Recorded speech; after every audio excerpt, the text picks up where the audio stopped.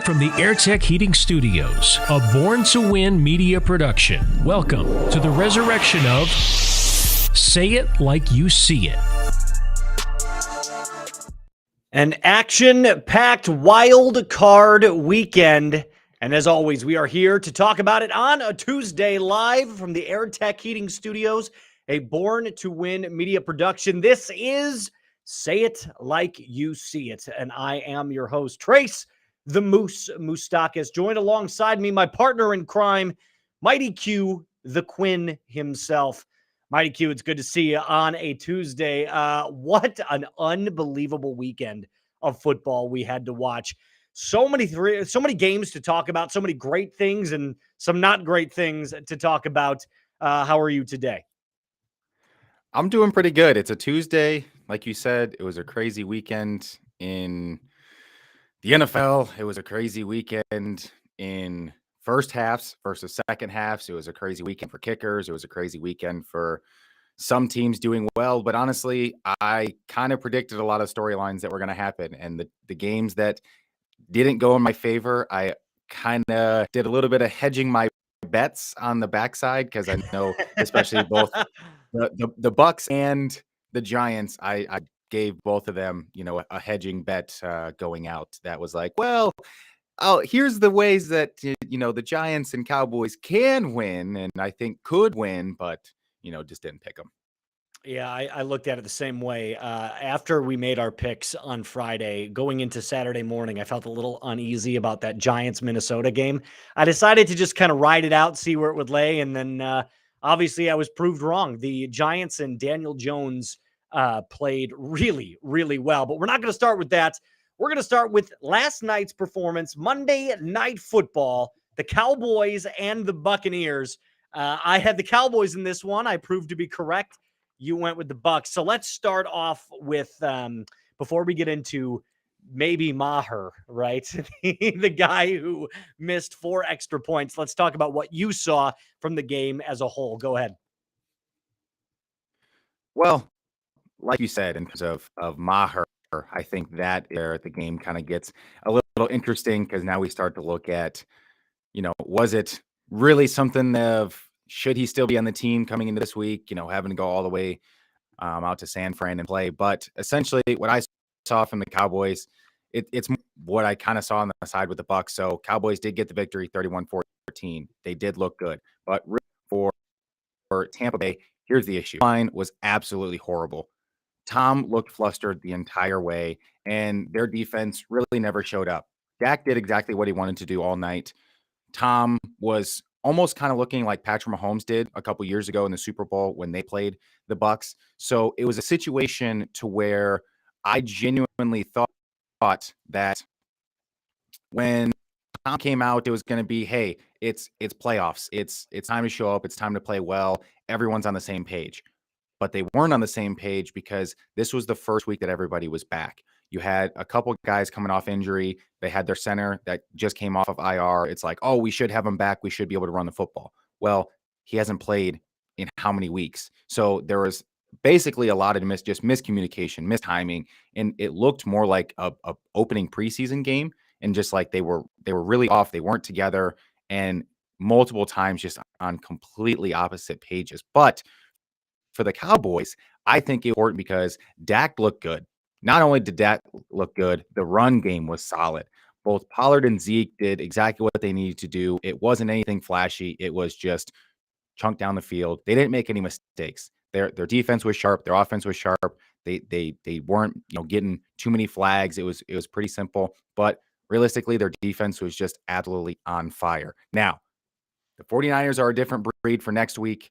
I still think that this matchup was very lopsided in terms of I genuinely thought that the Bucks were not as solid of a team as they was coming into this game where, they were a division winner. The Cowboys had a chance to win their division, to kind of get a better seed that last week of the season. But at the end of the day, I think the Cowboys have more talent, and the Bucks just really look disorganized, and the Cowboys, they were more talented, and they played a better game throughout as well.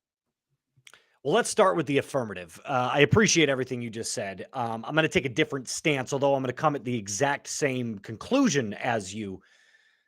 Dak Prescott, let's start with him. Probably a top 3 performance of his career. He was sensational. 5 total touchdowns, 75% completion rating. But here is where I think everything lied for Dak.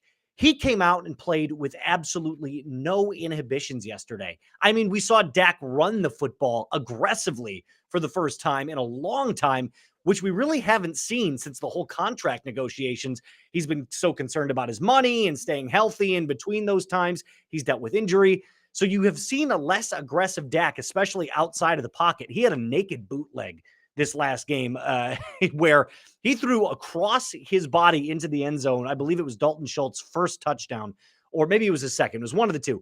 And he looked it was one of those plays where you were just like, only a few quarterbacks in the league can make that throw. I was so unbelievably impressed with Dak Prescott last night.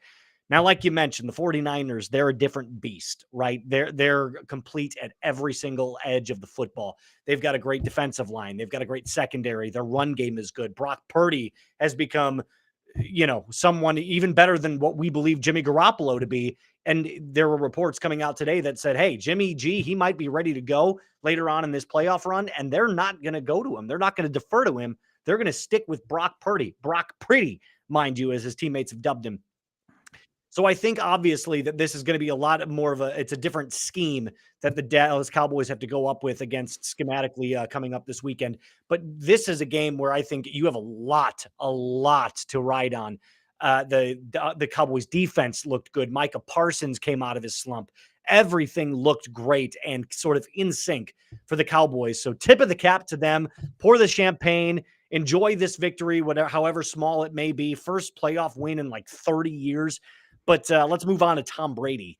You mentioned that Tom looked flustered. You said the offensive line didn't look good. It wasn't in rhythm. Everything seemed off. Yes, but I'm going to say that there has been precedent to that set throughout the entire year. Obviously, Tom has been dealing with the off-the-field stuff with Giselle and the divorce. So you think it was his divorce that made a difference? No. Is that what we're alluding to right now? No. Are you trying to tell me that because Tom Brady got divorced, that's where he lost his playoff mojo? No, I'm not. But here's what I'm saying. Tom Brady is 45 years old. He cannot make players stars anymore. He can't take a Julian Edelman and make him a star. He can't take Wes Welker and make him a star, or Danny Amendola or Chris Hogan. Okay. Tom is reliant now on. But look at this Bucs team. We all forget Julio Jones is on that team as well. So the fact of Julio Jones, Julio Jones is one knee surgery away from being in a retirement home. So you mean to tell me that Julio Jones is some washed receiver right now? Yes, he is. He is a better receiver. He would be a number one receiver on at least 40% of the league right now. You are so off your rocker. You have no idea. You think no chance. You think he wouldn't make an impact with the Ravens, the Titans, the Bears, the Packers? Making an impact is completely different than being a number one receiver. He is better than any of those ones at multiple other teams. Absolutely not. His route running isn't as crisp. His speed isn't either there. Way, a watered down Julio Jones is still better at a 2 on most teams. We'll put it that way. Mike Evans is still great. Godwin is still a very good receiver. Julio Jones is still a very good receiver. So he still has weapons around him. Tom Brady, go where you're going on unfocused Tom Brady. No.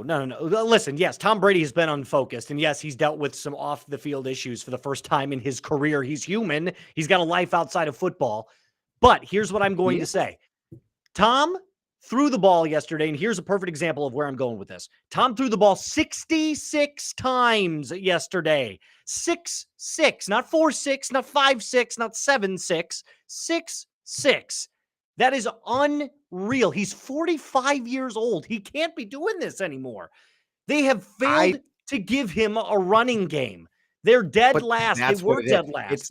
It's not because Tom can't still do it. Tom kind of got a little mobile yesterday. There was a couple times that Tom kind of moved, and I was like, He looks a little bit faster than he used to be. I'm not But saying he's agile.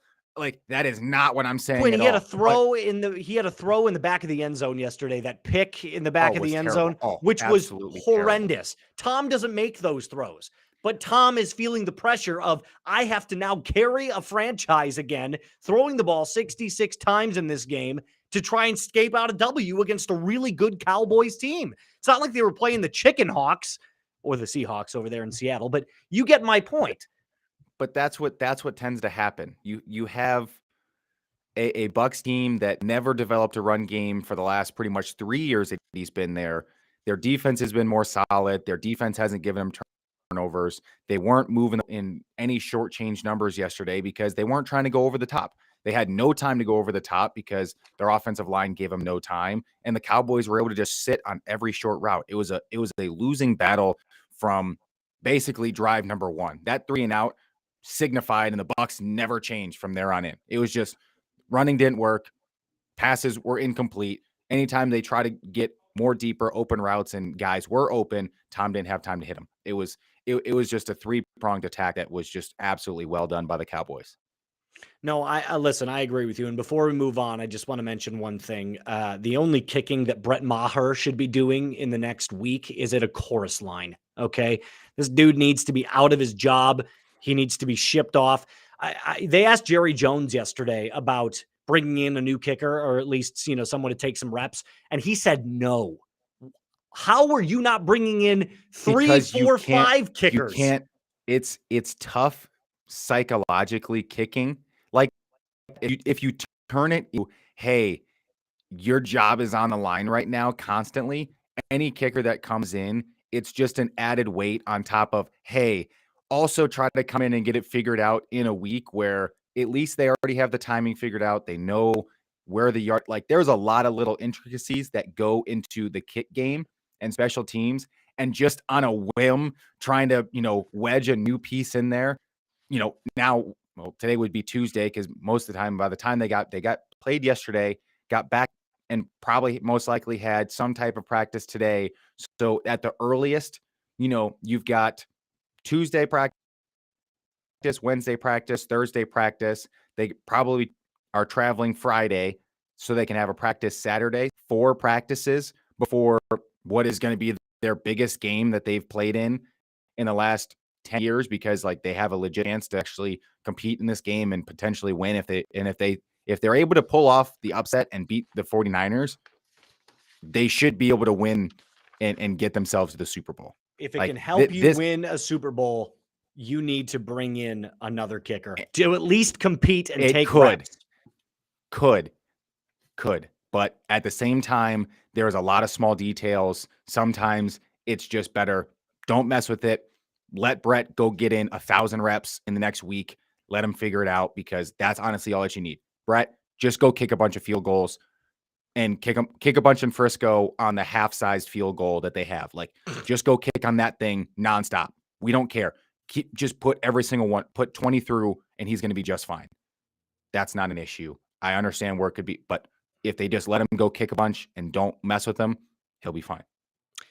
Speaking of blown games, let's talk a little bit about the game that I had that I thought was in the clear. I had cashed it in. I had write the check, signed, sealed, delivered.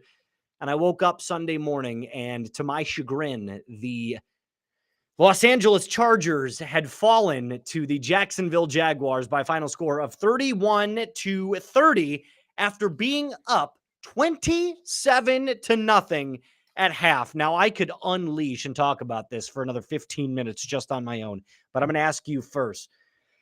What happened to the Chargers? Well, tell me, what did you see from this game? Well, like you said, it's got to pull up. It was at one point 27-0. But here's the one thing that I want to put into a quick perspective. Yes, they dominated the first half, but they dominated the first half in the regard of they lost momentum just before they went to half. So it was 27-7. And at that point, the Jags had scored that touchdown. And that was the moment in the game that I think everything kind of started to change, because the Chargers were just absolutely dominant in the first half. They didn't make a play on offense really at all to get themselves really going. It was fully fueled by their defense. They had a grand total on their 2 touchdown drives that they got out of their 3 interceptions. 18-yard touchdown and a 16-yard touchdown, and another one led to a field goal. So of the 4 picks, they scored on 3 of them. 2 of them ended up being touchdowns, and 1 ended up kicking a field goal. But they had a grand total of just about 40 yards collectively on offense and 2 touchdown drives. And it's like, that's not moving the ball very much. And for the Jags side, like, they didn't play well in the first half. And like, they just kind of felt like, hey, we're not really playing that well, but they honestly outplayed the final 35 minutes. And like, they just looked that much better. They caught the momentum, and it was more based off Trevor. He put the team on his back. He made the throws when he had to. And that's exactly what happened. He made mistakes. He was the one that had to make up for those mistakes. And we get it. He threw 4 picks in the game, but it was great adjustments to get open. In the first half, primarily what it was, they had multiple different receivers that just weren't getting open. And not only were they not getting open, it was more based on that it was the Chargers were just playing that dominant of a defense. It really had nothing to do with the Jags weren't, having a good offensive scheme. There was a couple moments where, you thought maybe it was just a physicality thing. They were just kind of getting beaten off the line and didn't really know what was happening. But I think it was like this giant surge of momentum. And it's like, hey, we got a pick. And then, oh my gosh, we got another pick. And it was just like this giant wave of defense. It's like, oh, we're not going to give up a score at all. And then they kind of actually let a drive get put together by the Jags, and they scored. And now they're kind of like, uh-oh. And like there is that mental feeling as a defense. It's like, you're so dominant. You're like, they can't score on us. We're so good. And like, you kind of let a couple plays happen and you're like, oh, we're fine. But then the defense or your offense doesn't give you any big plays to kind of give you any fuel back. And so now what ends up happening is it's like your defense just gave up a touchdown. You now have to come back out on the field after a short drive that you didn't get much rest on the sidelines, and they just kind of walk down the field again. It's like, that's a bigger momentum killer. And then the Chargers never responded again. And it was like the Jags came back down and they scored again. And that at that moment, there was a momentum wave that was carrying. Now, if this game would have been in LA and like actually had Charger fans in it, but like that's a oxymoron in of itself because like there's not really that many Charger fans. Like it's true. They don't have a home field advantage. In Jacksonville, once they started scoring, like the crowd was back in it. There was a whole wave. There was momentum. Like the Chargers were not getting any steam back. The game has changed. It's super offensive now.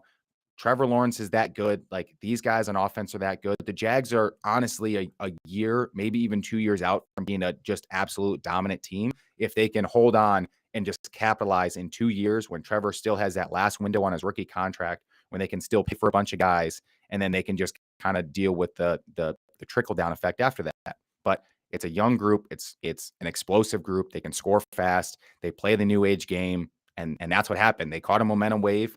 And the Chargers, they had no chance of getting back in it. Like there was never a doubt in my mind that after I saw like the change in mindset that was kind of going on in the Jags, I was like, they never counted themselves out. Like they went down and they were like, yeah, this is all our fault. They're not playing that well. This is our fault.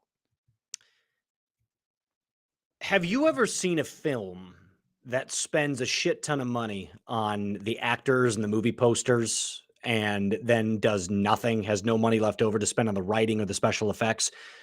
That's the LA Chargers. They've got a bunch of big names, and the overall product is just horrendous. We're in this sort of era of football where we like to blame the quarterback for a lot of things, right? The quarterback is responsible for this much percentage-wise, head coach, quarterback. I'm going to put Justin Herbert on the back burner for now. I don't think he did much wrong in this game other than the fact that he had, an incompetent head coach and zero running game. So let me break this down a little bit for you. This new age era of running back, the Austin Ecklers, the Alvin Kamaras, the Christian McCaffreys, they look really flashy and really, really cool. And it's a nice little weapon because you can line them up in the slot and you can put them in the backfield, and they have all these total yards, right? Yards from scrimmage. That's the new stat everyone's in love with. But if you look at the impact that Austin Eckler makes, yes, he had 107 receptions this season. And yes, he led all running backs in that category. But Austin Eckler, when it comes down to it, is a running back. He can't get it done in the backfield.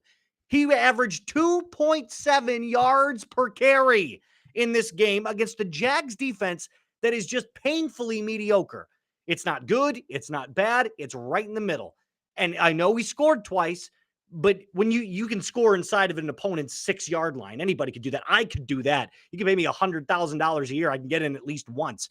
So this new style of running back is fine if you want and you have a complementary back in place with it, right? Austin Eckler is meant to be a third down back. He's meant to line up in the slot. He's meant to go 5 wide. He is not meant to sit in the backfield and take those snaps. They need a workhorse. They need an Ezekiel Elliott. That's who the Chargers need. Brandon Staley is also up to his skis. He has no idea what he's doing. He's so focused on the analytics that he forgets to look at the actual game and the team that he's playing. There's human error and human accountability in every single play that goes on.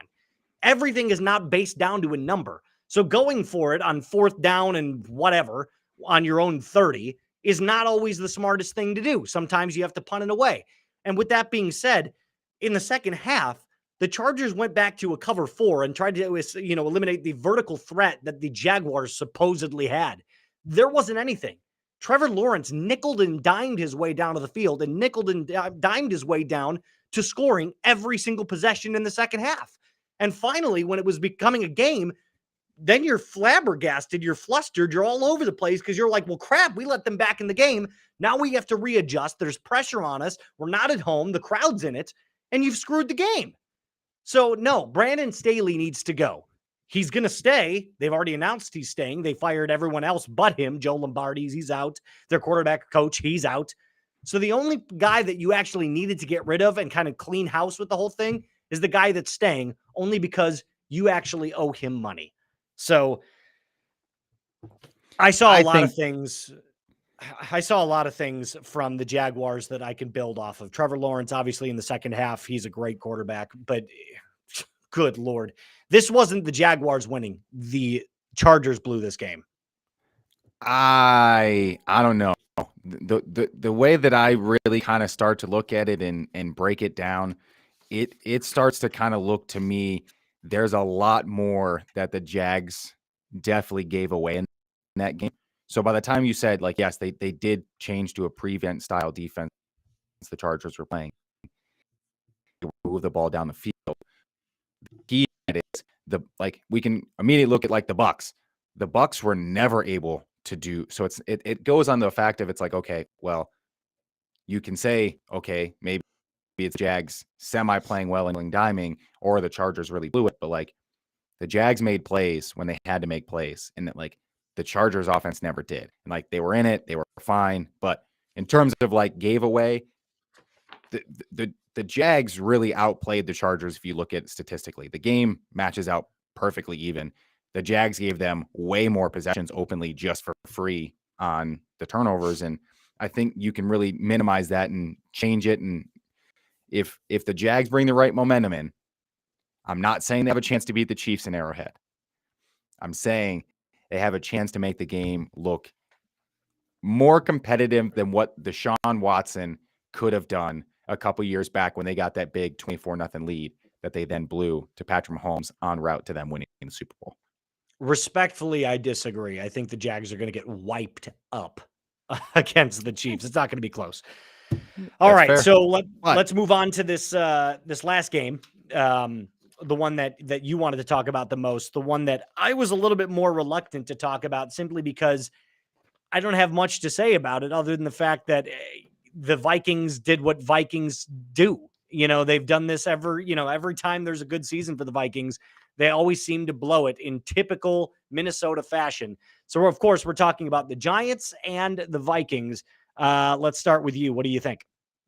So, Giants ended up with the victory on this one. 31-24. And realistically, they had to deal with Kirk played just fine. Like people are really coming after him the fact of, oh, it's 4th down and 8, he threw a 3-yard pass. Well, would you have rather him had gotten sacked? Like I don't know where people are making this claim for Kirk. It's like he made a throw to a very good tight end who has a chance to break a tackle with a corner. And if he breaks the tackle with a corner, he has another 12 yards that he's still running. It's 1st down. They're moving up and they're going. So like, I don't really think this is that on Kirk because he played just fine. He didn't make mistakes. He gave them chances to win. Their defense was just absolutely terrible. And I don't think it was so terrible in the fact of their secondary was that bad because their secondary was poor, but it was more the fact that they lacked an ability to contain Jones inside the pocket, but more bad linebacker play by not containing Jones on any type of pass. Like most of his running was done on passes.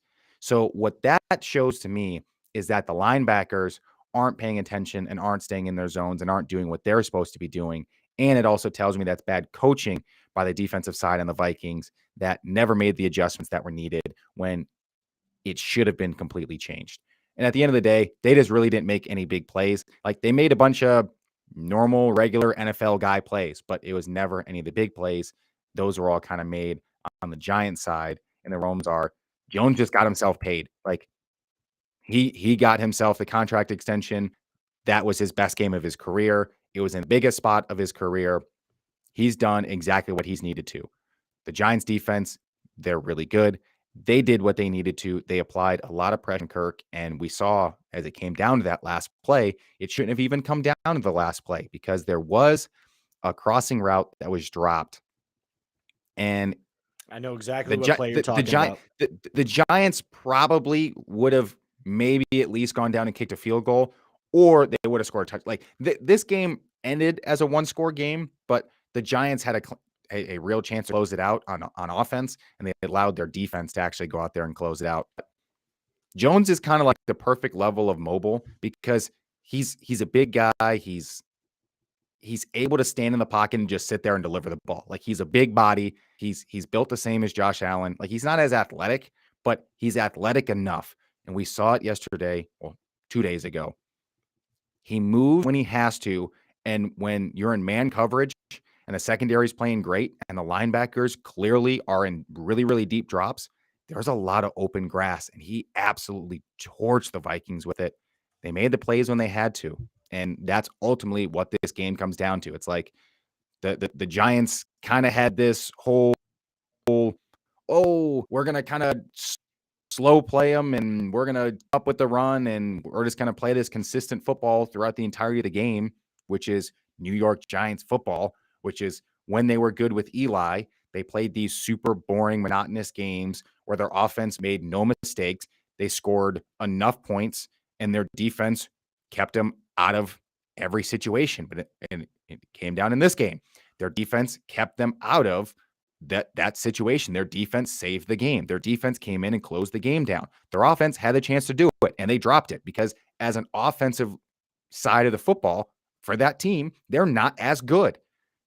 You look at their defense. It keeps them in games. The same way they had great defenses with Michael Strahan when Eli was playing. That's how they got themselves 2 Super Bowls. They didn't go out there and torch Tom Brady on offense. They went out there and beat Tom Brady with a great defense. And that's the exact same way that I think they have a legit shot next week playing Philadelphia, because if they have any type of defense show up like they did 2 days ago on Sunday, there's no doubt in my mind that defense can't stop the Eagles offense, because I haven't seen anything from the Eagles in the last month of the season that proves that they, are a really hot team that can't be stopped. So we'll get into that breakdown later on in the week. And I've got some thoughts on that later on after I get through this. I just want to go back to the Giants more specifically. I once bought a wine opener from a garage sale. It was a really cheap wine opener. It was like $3. And it sucked at opening wine, like putting it in the cork, twisting it and lifting it. It didn't work. It never worked, or seldom worked, I should say. But I found a really good use for it. It actually opened cans really, really well. You'd stick it in there, you'd twist a little bit, and you'd pop off, and that aluminum lid would just pop right out. That is kind of how I feel Brian Daboll has looked at Daniel Jones. He's looked at it like everyone wants you to be a wine opener and open up these bottles of wines, but you really are better for opening up cans.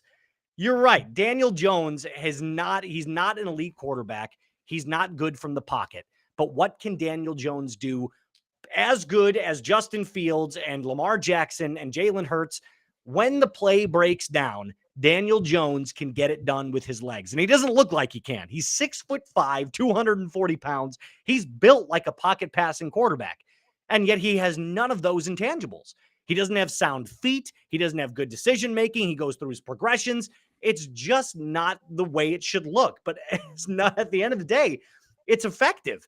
I mean, there were multiple runs, 5 or 6 runs against the Vikings, who we'll get into their defense here in a second. But he would bust open these 12, 13, 14, 15-yard runs.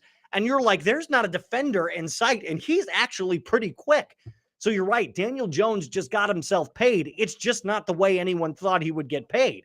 Brian Daboll has unlocked his full potential. He really is playing at the highest level that he can play, which fortunately for the Giants fans means you're a playoff contending team. So good on you, Daniel Jones, and good on you, New York Giants fans. I was really impressed with their W. And with that being said, I think I was almost as equally as disimpressed or unimpressed, that's the word, with the Vikings defense. There was an anonymous NFL head coach that came out right after that game and said he watched the Giants and Vikings game from start to finish. And the Vikings schematically on defense was something out of a high school playbook. He said it was just horrible to watch. Not only are the players not nearly as good as they used to be, but good Lord, that defensive coordinator needs to be on the bus and he needs to be doing something else, not football. Maybe take up bowling. He could coach bowling. But my God, was their defense just horrendous. There were plays where, I mean, you mentioned that Darius Slayton drop in the middle of the field. That was at least a 20-yard reception, and there was no one in sight. He was wide open. So much room. What are they doing? Especially that late in the game. That could have iced everything. It just was a mind slip. You know, he took his eye off the ball, tried to get that initial first step after the catch, just didn't look it all the way in. The Vikings, I kind of figured out about halfway through the season, this team isn't it. You know, they're great in these, you know, close games and everything has kind of spun their way. They've gotten the luck, but this team wasn't built to go deep into the playoffs. Their defense started playing terrible at the end of the year. Hell, the Bears almost beat them twice. I mean, it was just, so I just got to say this. I am completely out on the Vikings stock unless you can show me that, number one, you're bringing in some defensive players that, you know, in free agency, or you really hit on it in the draft. Don't come at me talking about the Vikings have a chance. No, they don't. I think the Vikings will be a lot like they were this year, but they're going to, instead of going perfect in the regular season in those one-score games, I guarantee you the Vikings get right back to the league average and they go 50% in one-score games, and the Vikings end up being a 10-7 team. Or they're going to lose one more game and they're going to go 9-8. Like, yep. they're going to be a 9-8, 10-7 team. They're going to be good. They're going to compete in the division. But if the Bears have any competence, if the Lions have another gain in continuing to get better, they're going to be kind of right there in the mix, competing for that first, second spot. And knowing the nature of the NFC, they could have a chance to maybe sneak in at a last, you know, spot in the wild card. But other than that, I don't think it's anything great. But I'll tell you what. Would you rather be the Vikings in this situation coming off their loss, or would you rather be the Ravens in their situations coming off their loss? I know you want to talk about the beautiful and just super talented Ravens offense with Lamar Jackson at the helm. So let me read to you very quickly about what J.K. Dobbins said. This is his quote. In reference to this final drive where he didn't get a carry inside the red zone of the Bengals. I didn't get a single carry. I didn't get one carry. He should have never been in that situation, talking about Tyler Huntley. I believe I would have put it in the end zone again had I gotten a shot. He then goes on to say, If we had Lamar, we would have won. Things are deteriorating very, very quickly in Baltimore. Now, I know there's a lot of people that are like, oh, he's got a grade 2 PCL sprain. Oh, he's in a lot of pain. Yeah, it's true. It might be a very painful injury, but he absolutely could have played. The doctors, the team doctors for the Ravens actually said, yeah, he could have played. He could have put a brace on. It would have been painful. He could have suffered through it. There was really no damage that he could have further gotten outside of maybe tearing it. But in terms of like actual like structural damage to the injury, there would have been no more. This was all about one thing and one thing only: money. They're not paying Lamar, and Lamar's pissed, and he should be. This guy has given 5 seasons. I believe he's in year 5. Am I correct in saying that? He's in year 4 or year 5. They have not paid this guy. Not only has he won an MVP, he was the number 1 overall seed. He's led the Ravens to multiple playoff appearances, including this year, until he got hurt. People forget he played 12 games this year, and he might have had a slight dip in his numbers. But good Lord, Lamar Jackson's been the only shining light in that entire organization. He's the reason they're relevant, and they're still not going to pay him? Hell, Deshaun Watson, Mr. Massage over here, got $250 million guaranteed, and he didn't play a single snap for 2 years. Lamar's been doing it at an efficient level for the last 4.5, and they refused to pay him. Good Lord, I'd be pissed if I was him too. I wouldn't have showed up. So here's kind of my thought process on this, and this was the perfect image that I was thinking with Lamar Jackson. Game when that fumble got on the line and he knew himself, he's like, oh, I just got myself paid. So here's the way that I look at it. I think that honestly, Lamar, he's kind of in the same situation that I think the Bears are in with Justin Fields. And you look at how the Bears play, and this is a semi-knock to Justin Fields, honestly, now that I kind of think about it this way. Quinn with the Justin Fields. The Ravens don't have a good receiver. They have a good tight end, just like the Bears. The Ravens run the ball very efficiently, just like the Bears. But when it comes down to why the Ravens win games, it's because they have Lamar Jackson in games versus Tyler Huntley. And it's the same now goes for the Bears, is Justin Fields isn't Lamar Jackson. So he's not able to win with the supporting cast that's around him like Lamar Jackson has been able to achieve in Baltimore. Now, we can say now it's come down to Justin Fields' defense isn't at the same level, but like the Bears did used to have a very good defense, and that was their whole thing. So they're built pretty much the same. Now, Lamar, there's no reason for him to play in that game. Would you rather have a Lamar that's psychologically not fully invested and a Lamar that plays at 60 or 70%? I don't like that Lamar, because that Lamar I've seen play. That Lamar isn't any better than Tyler Huntley is. Tyler Huntley got in a very good groove yesterday.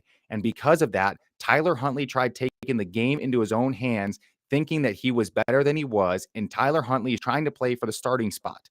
Tyler Huntley understands Lamar, there's a good chance that he doesn't stay with the team this year because he knows he's trying to get himself paid. He understands the inner workings of what's going on. Clearly, the Ravens have not given any side to him. They've not tried to concede. They've not tried to say, you know what, let's go ahead and get you paid early. You know what, you've done a lot for us. You've been more than what we've expected, and let's get you paid. Let's get you on some type of deal. Let's have something in line, and let's be working towards something. That clearly is not the case, and I think Tyler Huntley knew that. And I think yesterday was a real chance for him to show up in a spot, show that he can win a game, not only just a playoff game, but a game that's against a division rival on the road in a big spot in a primetime game.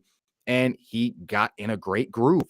Through the middle part of that game, he played very good. And it literally came down to he misread the situation in the fact that he should have just, instead of trying to jump over the top of the pile, he should have taken the QB sneak the way it was designed. It was supposed to be a low sneak. There was a push, and it happened when Dobbins got that push on the second there. He went low. He has a real chance of scoring. And even if he doesn't score, it wasn't fourth down. It's now the same situation we can look at with like why the Seahawks threw the ball in the play in the Super Bowl years ago. It's like all he needed to do was run the low sneak. If they don't get in, they don't get in. They have another play. Like JK said, give him the ball. You don't get in on the low sneak. Know what you're coming back to next. And Tyler Huntley, I think, was feeling the groove of the game. He had almost scored on that last big run. He got to call his own number again on the sneak. He thought he wanted to be the guy. He tried going up over the top on a moment that you're not supposed to go up over the top, and he got stuck. And because of him, they lost that ball game. That was the only mistake in the game that genuinely made a difference. Both teams played pretty subpar in offense. I think Joe Burrow and the Bengals looked pretty lackluster. But at the end of the day, Lamar Jackson doesn't want to be in this situation anymore because the Ravens suck.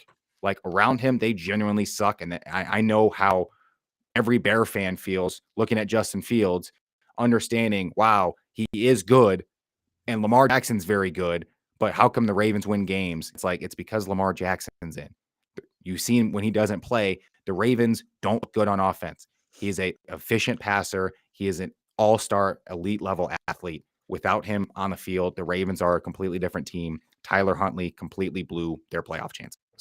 So here's what I'm gonna break down just very, very quickly. J.K. Dobbins' actual quote. So when he said, "If we had Lamar, we would have won," I don't think he actually meant that. I think what he means when he says that is every part of the game of football is completely different when your star player is on the field. Would you agree with that?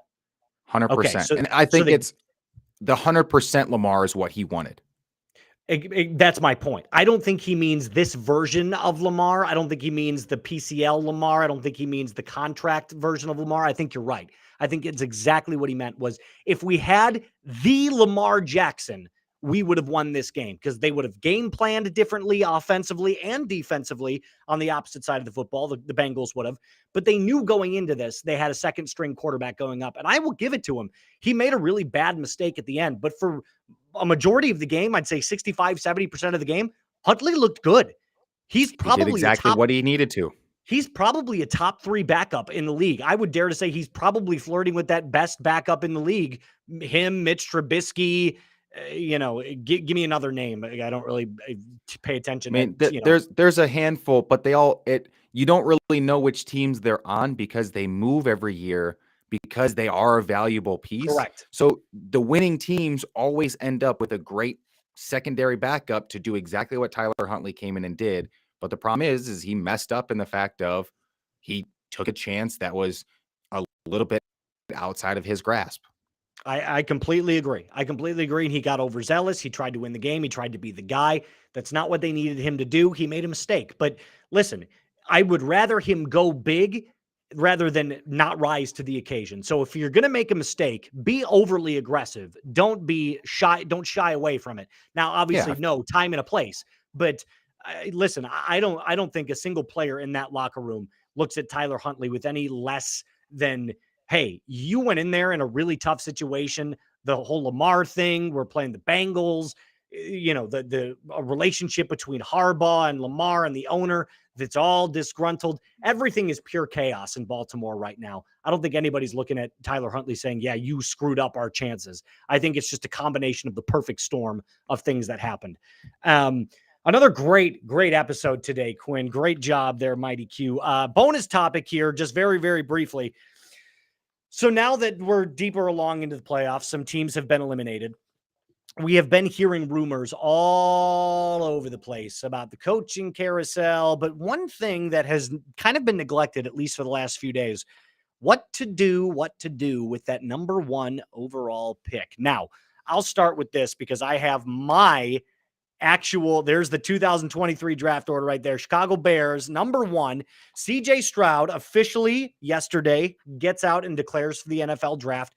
We know for a fact that there are at least 3 teams that are possibly interested in drafting a quarterback in that number 1 overall position. We know for a fact that the Colts are interested in it. They've taken calls about it.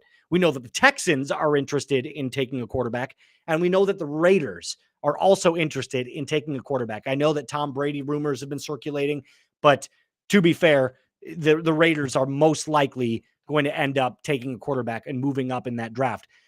So here's what my contention is. The Bears should, this is what they should do. The Bears should take a call with the Indianapolis Colts. They say, we want your fourth, we want Michael Pittman, we want Quentin Nelson, and we want a third-round pick. And if you give us all four of those things, you can have the number one overall pick. You can draft CJ Stroud or Bryce Young. It'll most likely be CJ because the Texans are all over Bryce Young. That is my contention. First pick of the draft needs to be traded to the Indianapolis Colts for Michael Pittman, Quentin Nelson, their first pick, the fourth pick, and that third round pick. What say you? I think that is complete nonsense. It's never going to happen because the Bears don't have that kind of advantage. Tell me the vast difference between a Bryce Young and a CJ Stroud. Tell me the vast difference that you can make an argument saying that those aren't two very similar players. So we know that the Cardinals, like if we go ahead and pull back up the draft order and what you said, yes, the Bears have the first overall pick, but the Bears probably aren't drafting a quarterback. Like we know that's just kind of how it goes. The way that the Bears are saying that to like try to throw a little bit of bait in the water, but the Bears aren't going to take a quarterback. The Bears know, hey, Justin Fields can play. The city of Chicago would be pissed if their GM decides, you know what? We saw these great flashes. People are finally on board with Fields. They're a huge fan of him. They think the team around him sucks. Okay, the Texans are drafting a guy. The Cardinals aren't drafting a new quarterback because Kyler Murray's there. Kyler Murray's fine. They got rid of their head coach, so Kyler Murray's he's safe. He's on the hot seat and can be potentially on the hot seat.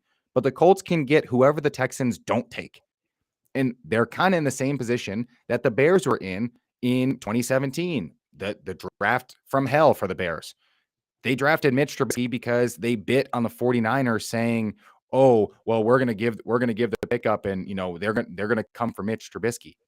They had 3 quarterbacks on the board that they could have taken. So the Colts front office is a little bit smarter than I think the Bears front office was in the Ryan Pace years. The Bears have not much negotiating power. Now, if you're the Raiders or the Falcons or the Panthers, yeah, that's a little bit different of a call because you know the Texans are probably going to get somebody. The Colts are probably going to get somebody. You never know with the Seahawks and what they're thinking of how long with Geno or what they're really going to do long term, or if they're trying to trade back.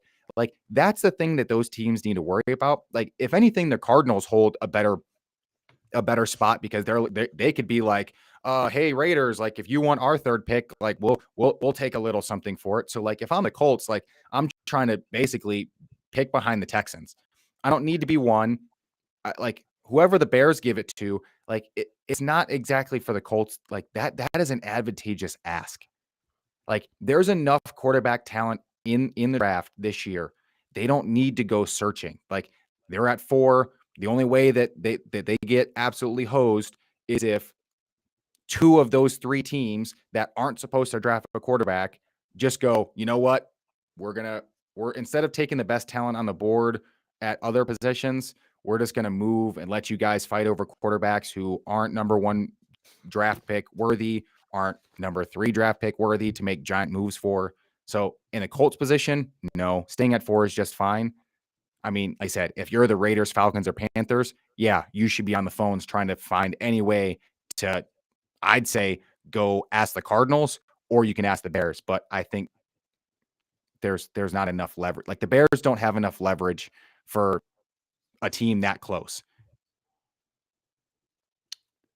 Only time will tell. And that was week 1, episode 2 of Say It Like You See It. We will be back on a Friday, this Friday, to talk about the next round, the divisional round of this week's NFL playoffs. Remember, you can find us on TikTok. You can find us on Instagram. That's Say It Like You See It Pod. You can find us wherever you get your podcasts. You can get us on YouTube and Facebook. That's also Say It Like You See It.